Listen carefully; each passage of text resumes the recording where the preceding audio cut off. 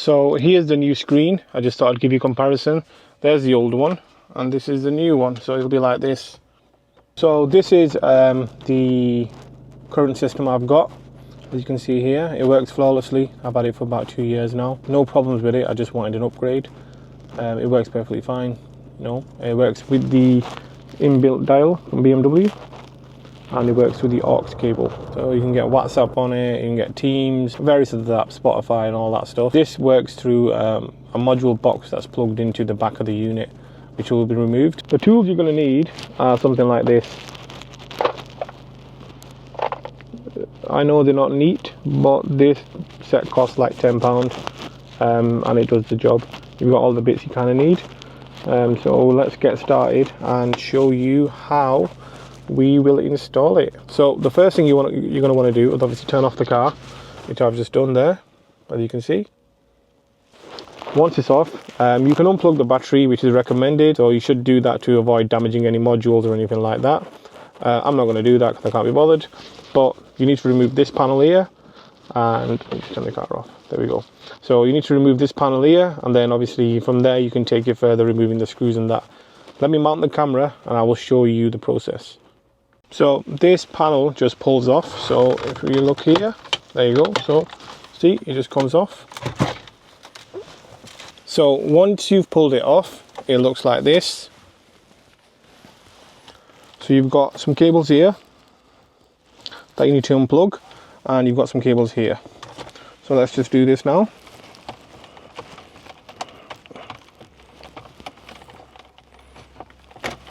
That's one off. And we've got some more to pull off. That is for the start button switch. So these two cables, how you want to take this off. So you can see this little clip here. I'm going to push that down, and then this comes out. It's very hard to do it one-handed, but I've just broke my stand, so I've got to do it one-handed now. Well, let's just take this one off first. So this one just comes out. There we go. This one, you got to push it down. There we go. That's out. It's just clipped in here, so you want to take that off like that, and that's pretty much done now. That's free. So just put that out the way. That's some wires. So now you want to take off some screws. So can you see them under there? There's a screw there. There's one on this side. Yeah. And once you've taken them off, the screen will come out. So now that we've got the screwdriver, this is a hex key one, as you can see it here. Right, so you want to take that off. I think that's the wrong size.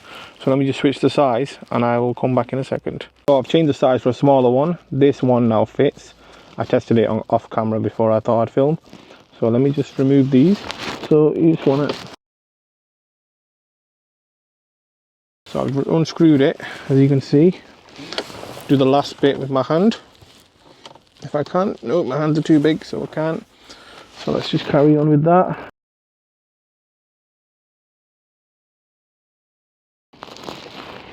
Oh, there we go. So that's one screw.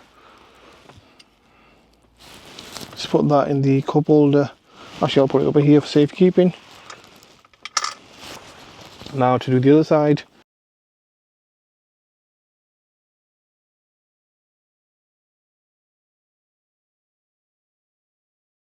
There we go.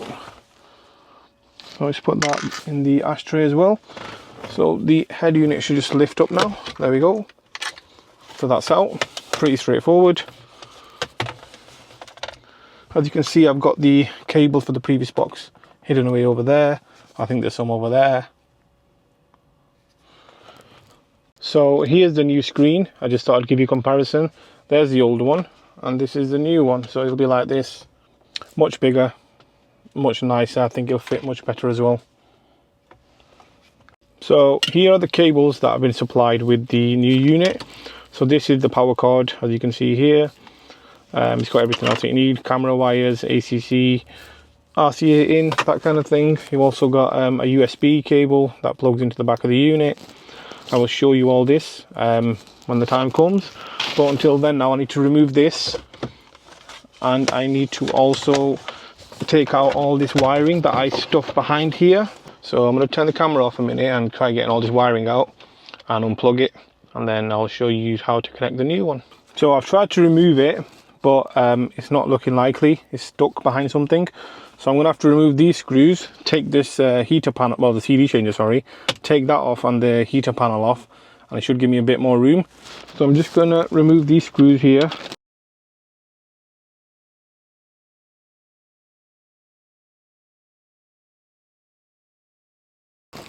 That's off, so now this should just come out. Yep, that's out. Oop, I just broke a clip, I think. This has just got some clips here, so I'll just remove these. So there we go. Again, just push this down here. It's very hard to do it one-handed, by the way. So I think I'll need to remove this as well.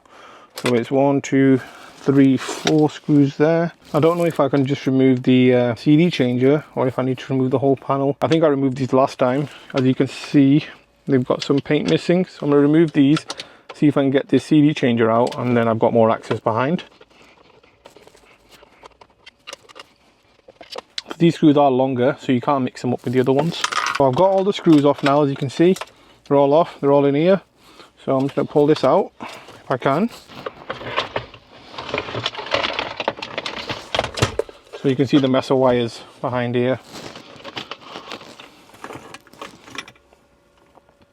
So I'm just going to have a look at these, sort through them, and I'll come back in a second. Here's the MMI box that I had installed for the current Apple CarPlay. There we go.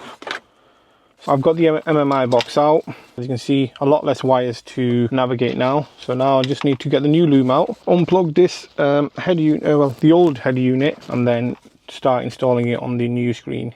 The old screen has been removed. So you can see there's the wire. So I'm just going to put that out of the way. That's the CD changer. So the power plug goes in there. I'm assuming this will go into the back of the screen. We'll have to see where this goes. It usually goes in here, so I think it'll be in there, or it'll be in the new power adapter. The harness goes in there, connects to the power socket, well, the power plug there, and the green little cable, I don't know what it's for, can't remember, but it plugs into the back of the unit there.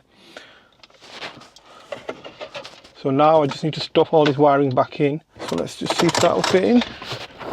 Just move all the other wires out the way. As you can see, I've just moved them all out the way. So yeah, it goes back in.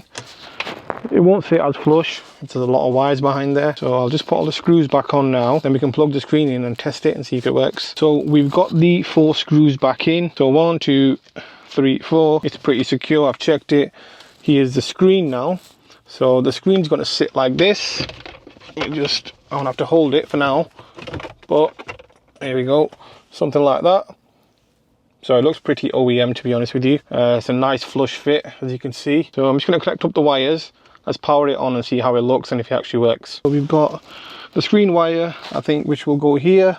This is the new harness here. This will plug into here. That's in yet. We've got the screen wire. I think I'm doing it upside down. Okay, that's blue and this is purple. That's GPS. There we go, that's in. So that should technically be now powered up. Let's see if it turns. Oh, well, I've not got the power panel connected, so I can't even turn the car on. Right, I'm just gonna probably place it here. Oh, there we go. So that's fitted now. So I can just plug in the power cable for the start button, and then let's see if it turns on. So I'm just gonna install this panel back on, just to start the car to see if the unit works. Let me plug that in. We can just place it back in there for a second. Probably gonna get a lot of errors because there's a lot of stuff's not plugged in. So here we go. Moment of truth. First time booting, so it might take a while. So let's try connecting to the CarPlay. I think it'll be this one, Bluetooth 6743. I'm guessing, so let's see if it connects up. Pair it, allow. Okay, yeah, it is that. Connect. So I think it's done from the phone side. Let's see what it does on this side now. It's working.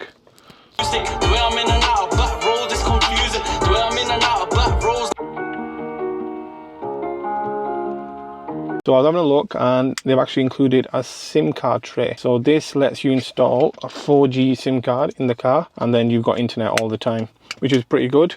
I've also got a USB cable which I can use for updates. So they've also included an aux cable, but I'm not going to install this because I don't think anybody has an aux port anymore, and I use Bluetooth or Apple CarPlay anyway, so I don't need it. I don't think I ever will. So I'm just going to put everything back together. Actually remove the unit first, install the extra, I'll install this, the USB cable port, and put everything back together. Then I will get back to you at the end and show you more of the unit.